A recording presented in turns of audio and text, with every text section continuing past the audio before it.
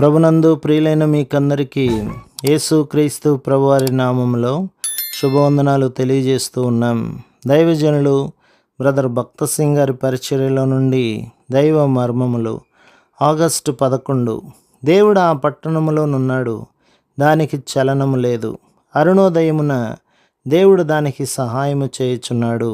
కీర్తన గ్రంథం 46 అధ్యాయం 5వ వచనం.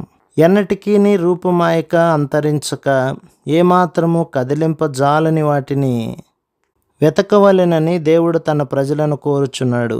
తన రాజ్యములో మనం ఉండవలెననినచో మనము చెప్పు మాటలు కానీ చేయు క్రియలు కానీ నిత్యమైన ఫలమునిచ్చునవిగా ఉండవలెను.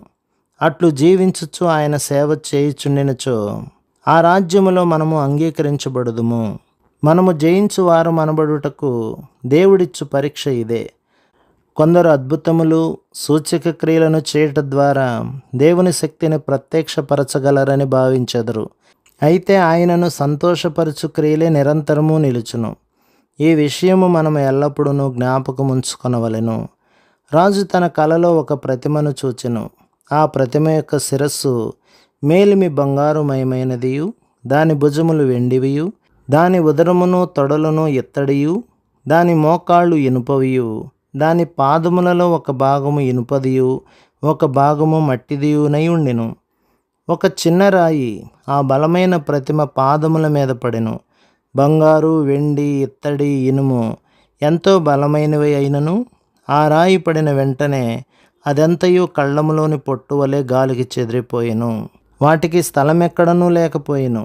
ప్రతిమను విరగగొట్టి ఆ రాయి సర్వభూతలమంత మహాపర్వతమాయెను.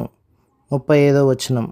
అట్లే మానవులు నిర్మించినదంతయు ఒకనాడు శూన్యమగునని దేవుడు చెప్పుచున్నాడు. పచ్చని చెట్టు వలె మానవుడు వర్ధిల్లవచ్చును, అయినను ఒక దినమున ఆకస్మికముగా మరణించును. బంగారము, వెండి, ఇత్తడి, ఇనుముల వలె బలముగా కనిపించినను ఒకనాడు నశించెదరు. దేవుని పని సామాన్య రీతిలో ఆరంభమగును. సువార్తను ప్రకటించుటకు దేవుడు దేవదూతలను వాడుటలేదు. అది దేవుని చిత్తము కాదు. బలహీనులను అల్పులుగా ఉన్న మానవ ఘట్టములనే ఈ పనిలో వినియోగించుటకు ప్రభువు కోరుచున్నాడు. ఈ రీతిగా ప్రభువు సాతాను యొక్క బలమైన దుర్గములను పడగొట్టి తన రాజ్యమును స్థిరపరచును. ప్రభు మిమ్మును, మీ కుటుంబమును, మీ సంఘమును దీవించి ఆశీర్వదించునుగాక. ఆమేన్.